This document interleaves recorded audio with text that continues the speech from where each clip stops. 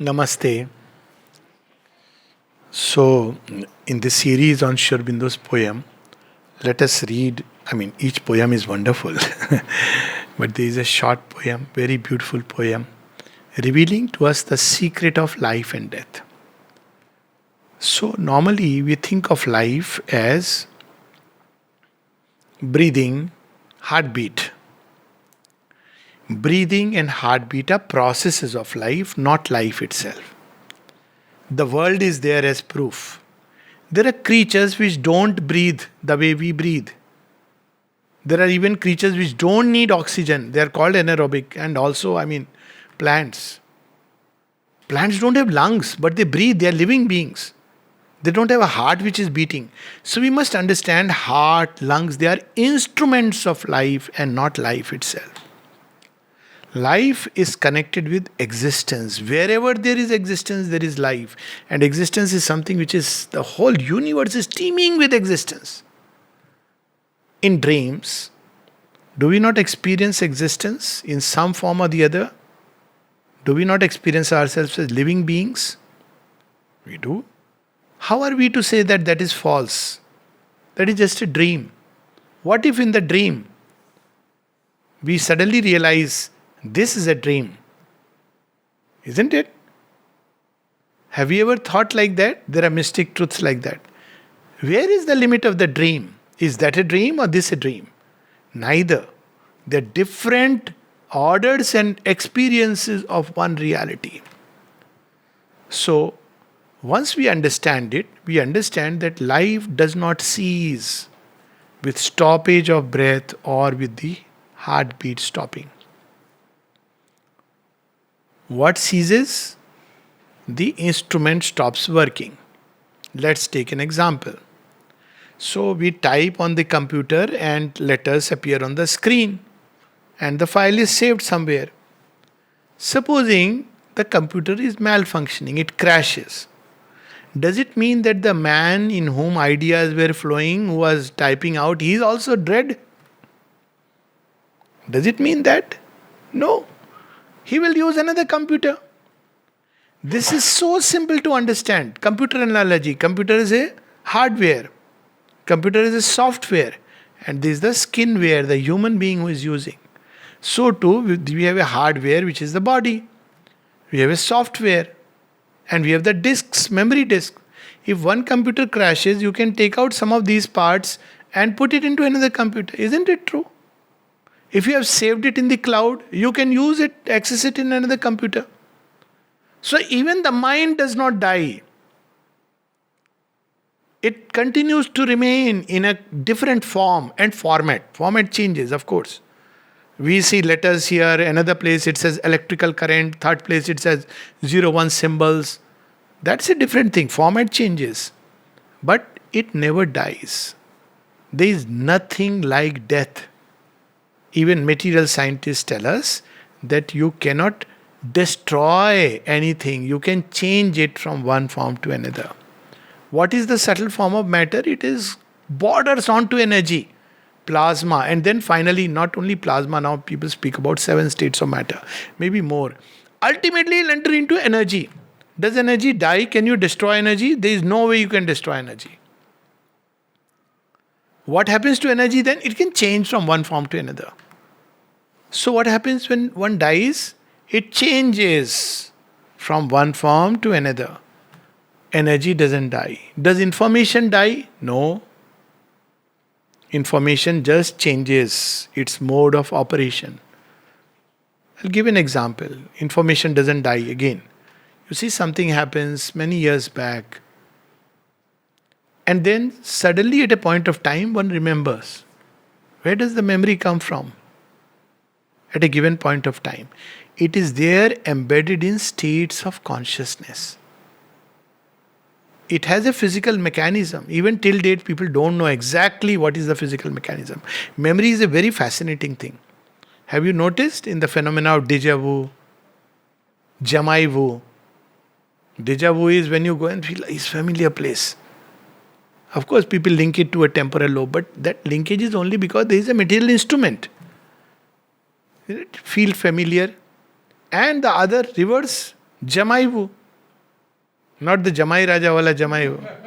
Where you go to a familiar place and you feel unfamiliar, strange. Even there is Dija and Tendu and Jamai and Tendu. Is with regard to actions, we have done it. Familiar action, unfamiliar.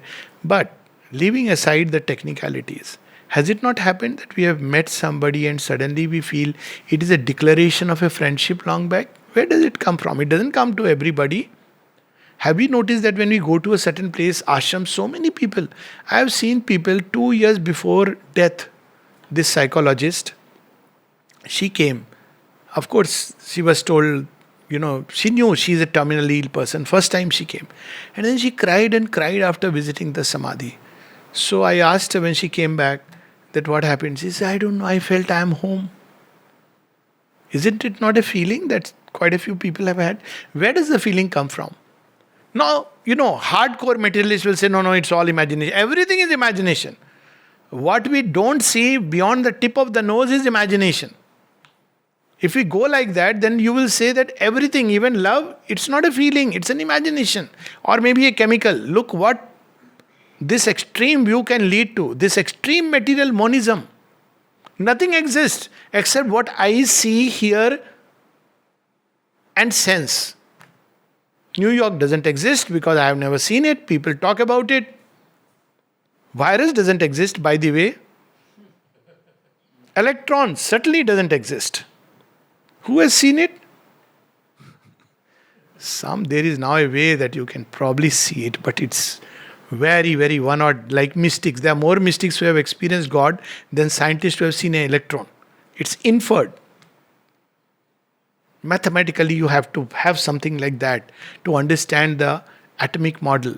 So, if we go by that, so we don't see God. Why? Because He escapes the range of our vision. Is it so difficult to understand that there are things we don't see because our vision is limited, not because it's non-existent?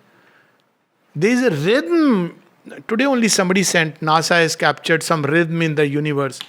Whether NASA is captured or not, that's a different story. But behind every material object, there is a rhythm going on. The Red Indians, I was going to say North Indians and South Indians. All Indians. This should go. Red Indians. Red Indians could put their neck to the ground and know many things intuitively. In ancient times, even the hooves of the horses, war, people could know. They could know tsunamis coming. Animals could know. Why? Because there are senses. If you develop them, a whole new world will appear. So we don't see God because it's, unfortunately, ant doesn't see an elephant, but the elephant exists. And the only way ant can ever know that there is something like that is when it is crushed. But it will not know. So our situation is like that. So first thing we must understand is that there is in fact no death. There is only a change of life from one mode of functioning to another. Even during the day, try to think what we were in the morning, how we are experiencing in the class. Evening, what will be? So do we say, that is dead? When we wake up in the morning, do we say that, that fellow is dead? No. Why? Because there is a continuity of memory, as simple as that. It is not about life. Life has changed. I am a different person. So, life, there is no death. If we just understand this, death is something which has been given a big form. We human beings have fed it and made him appear, oh my God, death. What is that? What can the fellow do? In Air Force, we had some people who keep pleasing the commanding officer, to get be in the closed books. So I used to say, Dekho, I know this story of a man. To sum it up, you can either please the king for all your life, or you can learn to eat porridge, then you don't have to please the king for the rest of your life. That's all that is required. Simple. Pleasing the king for the rest of your life is a much more difficult thing. Because one day when he is not happy, you will have it. But learning to eat porridge is so easy. So I used to say I have a very easier option. If you start pleasing people, what can that fellow do? What is in his control? Then people would think, what can a commanding officer do? He can grant you leave or not grant you leave. Number one. Second, he can spoil your ACR, annual confidential report, so your promotion chances. So I said, if I don't care about these two things, I am free man. They're not important for me. So it's a question of what value we place. If we think body is everything, then we are afraid of death. Yes, the body disintegrates, even otherwise it changes. Try all the vitamin E and beauty glow and everything. Genes take over, take over, no? Why? Because it's appearances. So the sum and substance of it is that life is not destroyed, it only changes form. The form, death can only destroy the material form. Poor fellow has no other jurisdiction. And even this one day will escape death. That's what Sri Aurobindo has promised us. And that I am not entering into, because that's a process. But only form and only form. But even there, it cannot, if we understand the ways of life, there are ways of living, lifestyle as it is said, even then, lifestyle includes our psychological attitudes, our spiritual, practices, physical habits. Then even there, the fellow has to wait till the time comes. And even then, final sanctioning authority is the soul within. If death stands, you say, excuse me, but I have work to do. This is the mystic truth that we have forgotten. Why we have forgotten this mystic truth? Because we are too hypnotized by the material understanding of the world. This is a kind of web of materialism which lasts 100 years. It's gradually receding in the background, because man cannot live forever in a prison house. His soul will respond, it will feel stifled, it will react to it, and it will want to break free from this material cage. So this small little poem with this background: life, death, death, life.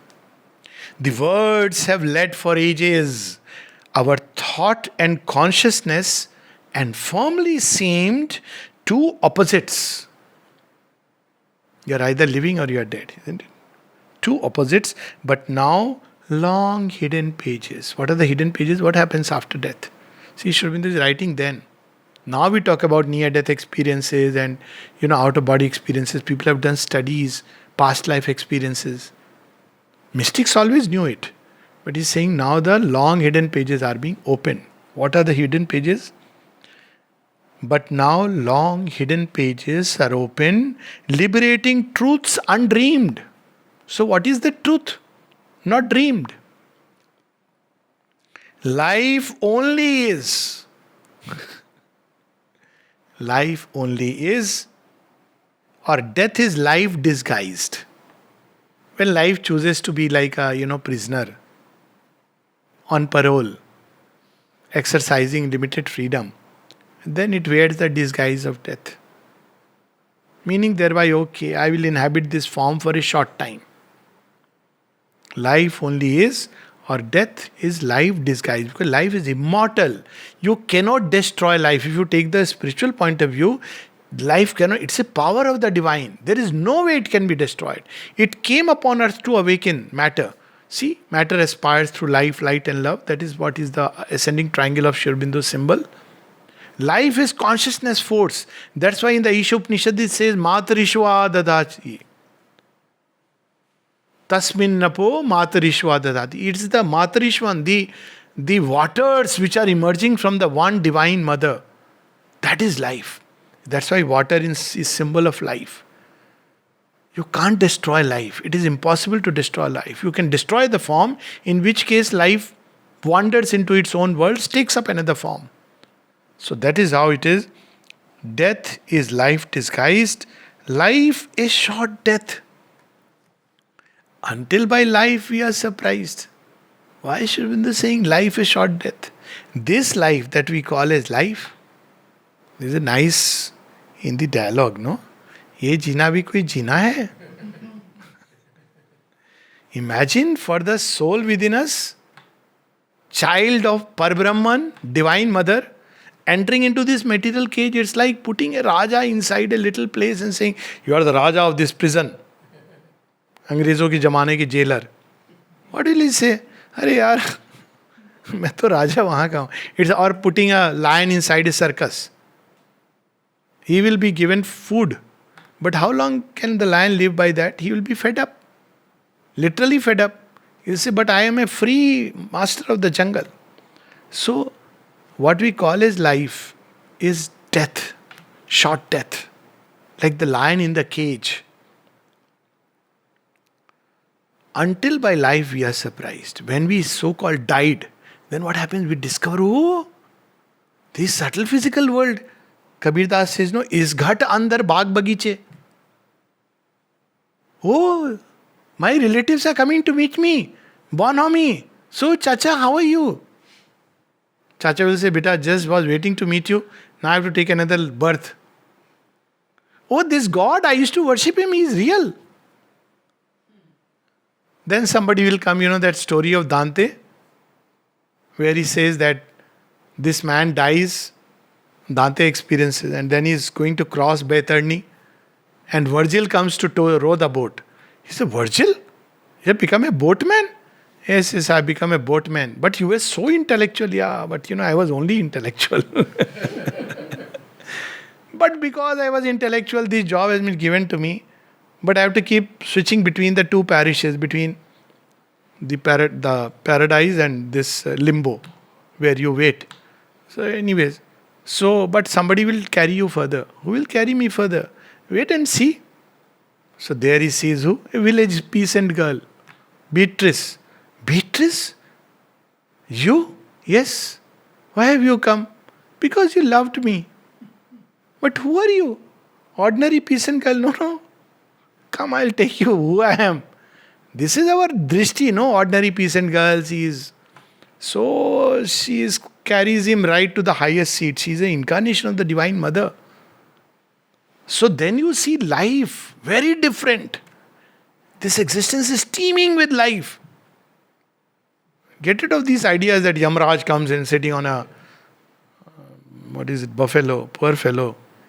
He must be also sick and tired, at least some good imagination. Buffalo. Now, there are serials where they make fun of him. So, for us, especially those who turn to Mother and Shri Aurobindo, the Mother has said that people don't go through all this process. You come to Shri Aurobindo. There are even tunnels, passages. It's a fascinating world. We don't know it. Why? Because we are caged by matter. The only time when we get little freed from this cage of matter, ordinarily, not for a yogi. Yogi knows how to die while living. If you learn to die while living, all fear of death vanishes. But when do we ordinarily escape from this cage? One is in dreams, which we unfortunately don't remember until the yogic consciousness extends, or some people who are conscious automatically, or the methodical process. Or else, when we imagine, but there are very rude people. All this is imagination. Yet people, one of the songs which got the greatest hit was Imagine the World Without Boundaries. Why? Because that imagination changed the masses. Can you imagine that? This song, it's not a bhajan, it's not a mantra like that, but it changed a whole mindset of not just a generation but of a nation. How could it do it? It's imagination, no, but it had the power to change reality, because imagination changes reality. Or rather, we don't know what is reality. Our faith and imagination construct reality. So, what we call as life is a short death. Of course, there is a purpose in this short death. The purpose is life has invaded the field of death to sow the seeds of divine life there. There is a purpose. So don't take it, it's a short death, so let's go away. No. We are all carriers of seeds of light. And we have come into the fields of darkness to plant there, and death doesn't like it. It is what is this? Slowly, light is growing, chinna, all lamps are growing. It doesn't like. He says, you people are invading night and filling it with stars. So it begins to attack. So we must tell that fellow, look here, तुम अपना काम करो, हम अपना काम करेंगे. We know you don't exist. If you look at the terms used by the mother, dark, ironic critic of God, sophist, all sad philosophy.